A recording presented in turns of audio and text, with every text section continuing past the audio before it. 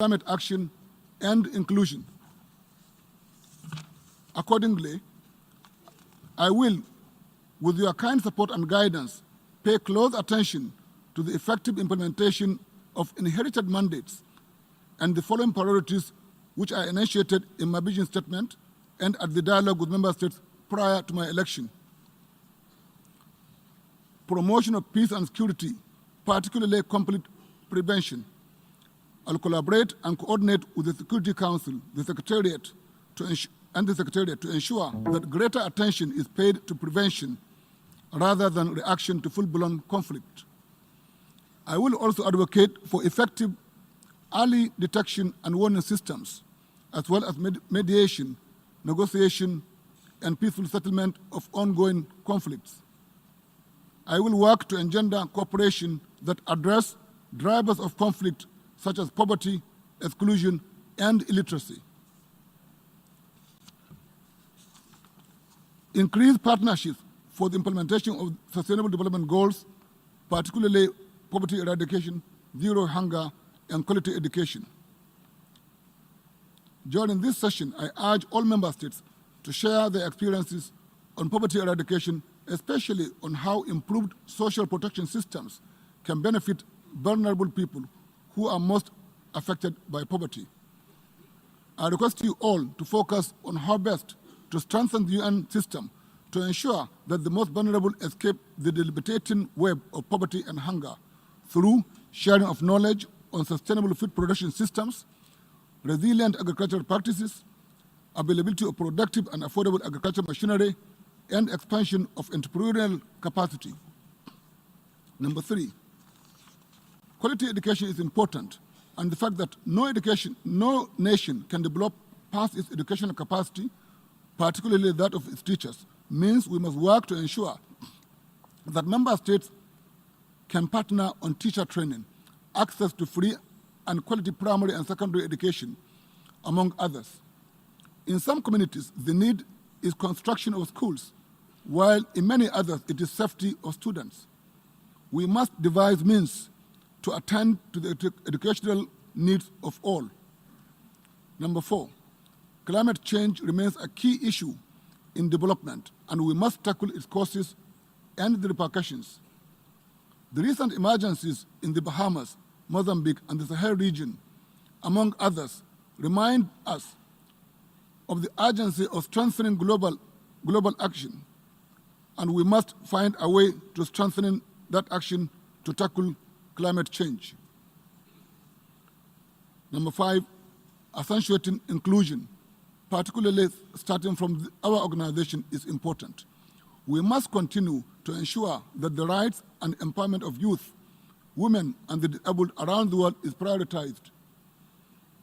Without doubt, we need to forge partnerships to accelerate the implementation of the SDGs and diligently work to find innovative ways of improving financing gaps. Excellencies, in 1 week, our heads of state and government will gather in this great hall for the general debate. In parallel, they will also devote attention to the Climate Action Summit, higher-level meeting on universal health coverage, Sustainable Development Goals Summit, the commemoration of the Convention on the Rights of the Child, the high-level dialogue on financing for development, the International Day of the Total Elimination of Nuclear Weapons, and the midterm review of the Samoa Pathway. During that week, they will deliberate on issues that are key to improving the lives of billions of people around the world and pronounce policies to accentuate development. The outcomes of the deliberations during the high-level week will guide our work during the rest of the session. Dear colleagues, we must never forget that the world looks up to the United Nations as a veritable vehicle for attaining peace and security, sustainable development, and universal rights, human rights. As the most representative deliberative body of the United Nations, the General Assembly needs to redouble its efforts to bridge gaps and act for the common good of the people we serve, particularly as we prepare for the celebration of the 75th anniversary of the organization and in line with the far-sighted vision of its founders. We must build trust with one another, deepen partnerships, and show empathy. This is the only way to resolve the many challenges that confront us. We will have to strive together to deliver for all. In conclusion, dear colleagues, I wish to reiterate that the Office of the President of the General Assembly for its 74th session will work closely with the President of the Security Council, President of ECOSOC, and the Secretary General to better ensure success in achieving our shared goals. Though I am cognizant of the competing demands that will burden you during this period and beyond, I will continue to knock on your doors and count on your support to make this session a productive, even pleasant one. This was what each and every delegation has assured me they will do. To set up the related committee.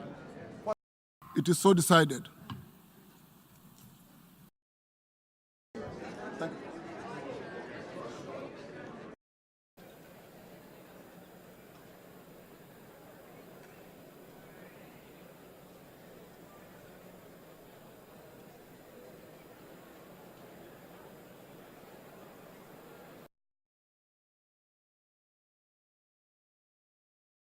Facts and only Submitted to the Office of Legal Affairs as announced in the journal.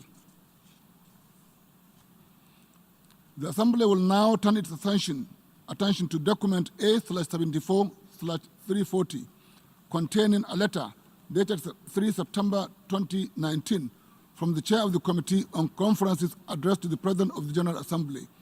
Members are aware that, pursuant to Section 1, Paragraph 7 of the